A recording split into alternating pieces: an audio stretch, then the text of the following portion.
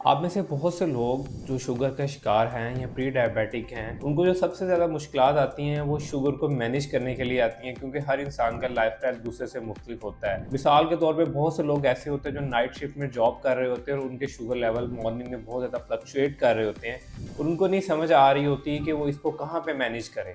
अस्सलाम वालेकुम, मैं हूं आपका माहिर ग़िज़ाई डॉक्टर ज़ुबैर अफज़ल। आज का जो मेरा मौजू है कि जो नाइट शिफ्ट में वर्कर्स हैं वो अपनी शुगर को कैसे मैनेज कर सकते हैं, क्योंकि ये सबसे ज़्यादा उनके लिए मुश्किलात में से एक मुश्किल यही होती है कि वो अपनी रात के खाने को किस वक़्त खाएँ ताकि उनकी शुगर जो है वो मैनेज हो सके। तो सबसे पहले हम इसमें एक चीज़ को समझ लेते हैं कि शुगर लेवल हाई कैसे होते हैं। मैं अपनी प्रीवियस वीडियो की एक सीरीज़ बना चुका हूँ जिसमें 6 टाइप ऑफ मैंने ऑलरेडी स्टेजेस बता दिए हैं कि जिसमें शुगर होने के क्या-क्या स्टेजेस हैं। उसके बाद शुगर कैसे हमारी बॉडी में रिएक्ट करती है वो मैं ऑलरेडी, तो इसको दोबारा थोड़ा-सा ओवरव्यू कर लेते हैं। मिसाल के तौर पर जब आप कार्बोहाइड्रेट खाते हैं, कार्बोहाइड्रेट आपके ब्लड में जाते हैं और जाने के बाद जो है वो ग्लूकोज़ को रिलीज़ करते हैं। ग्लूकोज़ को जो है इंसुलिन हार्मोन पिक करता है और पिक करने के बाद आपके सेल तक ट्रांसपोर्ट कर देता है। तो ये एक फिनोमेना है। जब आपकी बॉडी क्या करती है कि वो जो सेल्स हैं वो रेजिस्टेंट हो जाते हैं और इंसुलिन को जो है वो रेजिस्टेंस देते हैं, सेल तक ग्लूकोज नहीं पहुंच पाता, तो ब्लड में जो है वो इंसुलिन लेवल्स इंक्रीज होना शुरू हो जाते हैं, जिसे ग्लूकोज इंटॉलरेंस भी कहते हैं। तो ये एक जनरल सा ओवरव्यू था डायबिटीज़ का। अब आ जाते हैं कि नाइट शिफ्ट वर्कर्स जो है वो अपनी डाइट को कैसे कंट्रोल कर सकते हैं। नाइट शिफ्ट वर्कर्स की मोस्टली जो ड्यूटीज़ होती हैं वो स्टार्ट होती हैं, या तो कई लोगों की शिफ्ट होती है सुबह 8 से 8 तक, कुछ लोगों की सुबह 9 से 9 तक होती है, या कुछ की सुबह 12 बजे से रात 8 बजे तक होती है। तो नाइट शिफ्ट वर्कर जो है वो सारी रात जागते हैं और उनको उस वक्त खाने की या स्नैक्स की क्रेविंग्स होती रहती है, जिसकी वजह से वो फ्रीक्वेंट मील्स लेते हैं और उनकी शुगर कंट्रोल नहीं होती। तो सबसे पहले हम समझ लेते हैं इसको साइंटिफिकली कि किस तरह जो है हम अपनी शुगर को कंट्रोल कर सकते हैं। हमारी बॉडी जो है वो रात को जो नींद को रिएक्ट करती है वो एक नेचुरल जो है वो फिनोमिना है हमारी बॉडी में, इसे कहते हैं सर्केडियन रिदम साइकिल।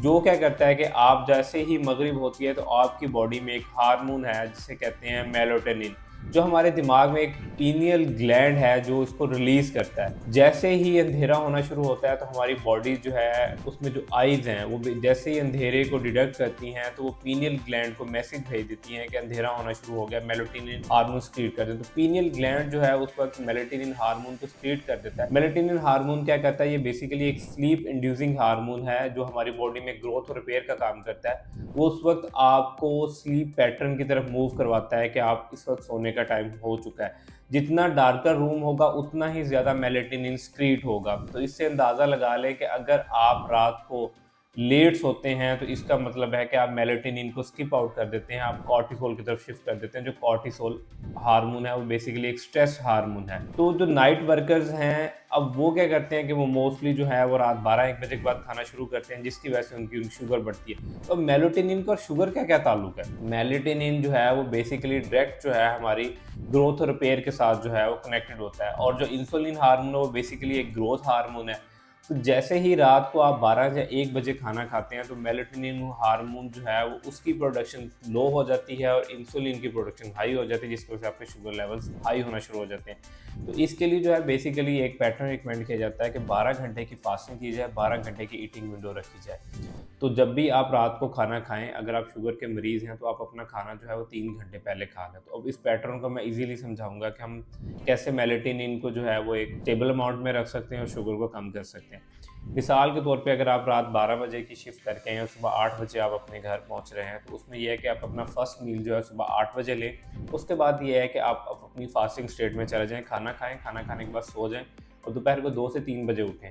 दोपहर 2 से 3 बजे के उठने के बाद अपना सेकंड मील लें, और इसके बाद जो आपका थर्ड मील है वो रात को जो है वो कम से कम भी 8 से 10 बजे के बीच में होना चाहिए। इस तरह ये होगा कि आपने एक आपकी इंटरमीडिएट फास्टिंग स्टेट भी जो है वो मेंटेन रहेगी और आप अपना जो है वो फ्रीक्वेंट स्नैकिंग से भी बच सकेंगे अगर आप रात 12 बजे से पहले खाना खा लेते हैं। अगर रात 12 बजे के बाद खाना खाते हैं उसका नुकसान ये होगा कि उस वक्त आपका पेट भरा हुआ होगा और आपकी बॉडी का उस वक्त फोकस होगा कि वो ग्लूकोज को कंट्रोल कर सके, जिससे ये होगा कि आपकी इंसुलिन लेवल्स हाई होंगे। इंसुलिन लेवल हाई होने की वजह से ग्लूकोज इंटॉलरेंस होगी, जिसकी वजह से सुबह मॉर्निंग में आपके फास्टिंग लेवल्स हाई होंगे।